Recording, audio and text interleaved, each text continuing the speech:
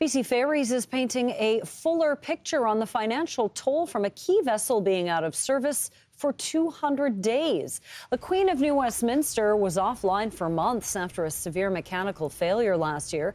The CEO of BC Ferries says the unplanned repairs cost $5.5 million. It also led to $8.5 million in lost revenue, among other inconveniences. That one outage affected tens of thousands of travelers and created pressure across the entirety of our system. And the consequences really go beyond passengers. A single canceled sailing can cost the trucking industry over $100,000. And that translates to real costs for BC businesses that are ultimately passed on to consumers.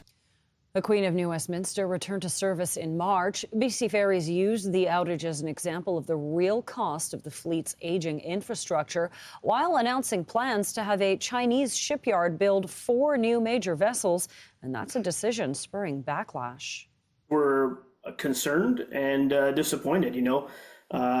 China, the Chinese government, it's a regime with a well-documented record of human rights abuses and poor labor standards.